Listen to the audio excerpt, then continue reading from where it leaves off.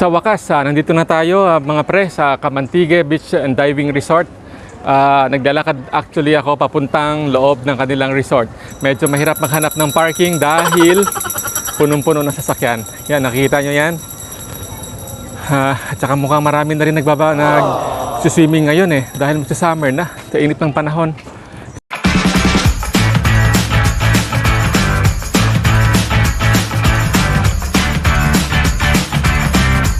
Yan, nandito na tayo mismo sa loob ng Kamantigue Beach Resort.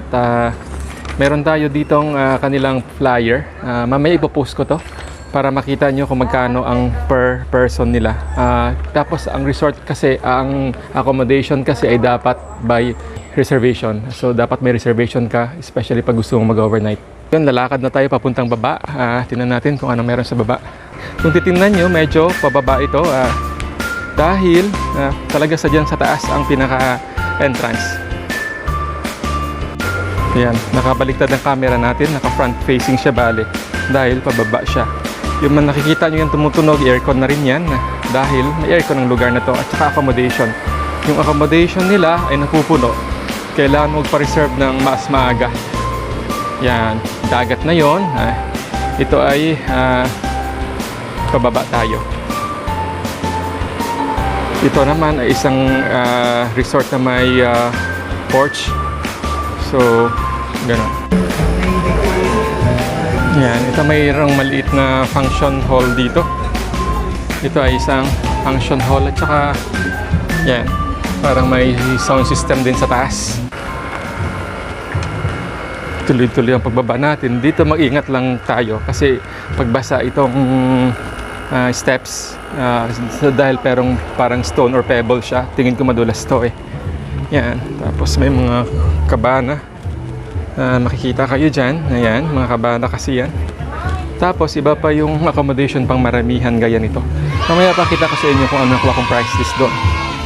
Yan, accommodation hanggang ilang floors yan, pataas. Okay, tapos dito din kanya-kanyang kabana, parang layer siya. So, naka-step na rin tayo dito. Mababa tayo ng beach. Ito parang pinaka-restaurant niya. I think parang sarado. Titingin tayo. May music dito. So, kung titingnan natin, dagat na yan.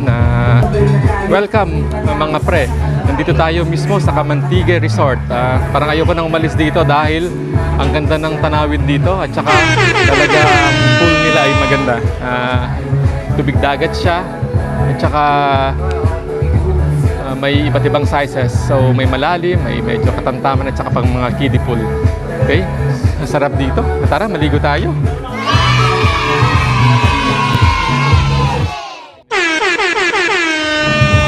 Ito yung sa top view niya. Saan? Tingnan natin. Top view. May naligo, may pool doon. Alam ko malalim yon. I think parang more than 6 feet ata yun. At more than 6 feet, alam mo naman, pang 4 feet lang tayo. Tapos ito naman, kabilang side.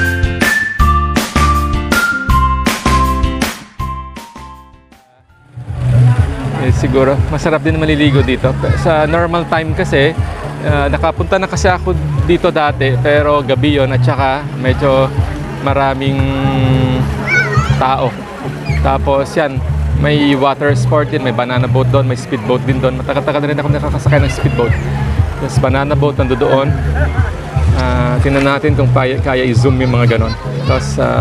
Tapos ito, kabila nito, isang pool pa din. Tapos ang pool na yan ay galing mismo, ay seawater yan, tubig dagat. So nandito tayo mismo sa pool. Yung kabilang side may kainan doon. Tingnan natin kung kayang i-zoom. So bababa pa rin tayo uli. Yan, bababa tayo. Pababa pa rin. So mula doon sa videohan natin, bababa tayo uli. Yan, yung taas na ito, papuntang restaurant uli, kung saan ako nakatayo kanina. So, mababa tayo para makita natin ang pinaka-baba nito. Dahil sa resort, ayan. So, Ito. So yan, galing sa taas, mas maganda pala pag talaga dito sa baba. At ayun, marami dito mga kabana, ay tables, tsaka kanya-kanyang pwesto. Hindi ko alam kung may bayad ito, may kanya-kanyang number din. So hindi ko lang natanong sa taas, pero maya-maya tanongin natin.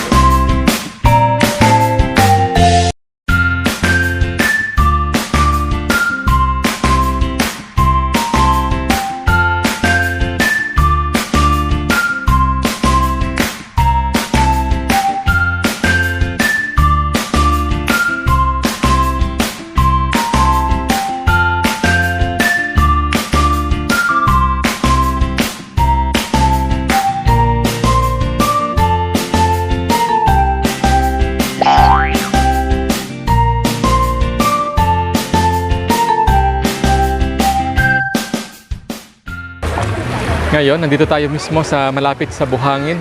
Hindi naman medyo mabato kasi dito. Hindi naman siya actually medyo mabuhangin pero medyo mabato. Tingnan natin, bababa tayo. So yan.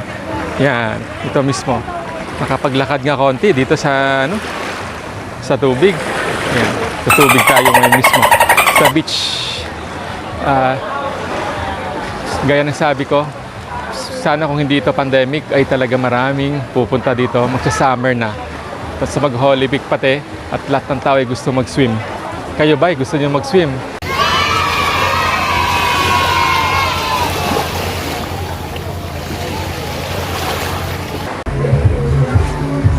Yung view na to ay papuntang Ilihan side. Puro mga yan. Ang ganda ng tubig, mate ng araw, magsa-summer na kasi. Kaya tayo nag-feature ng ganito sa ating YouTube channel. Okay?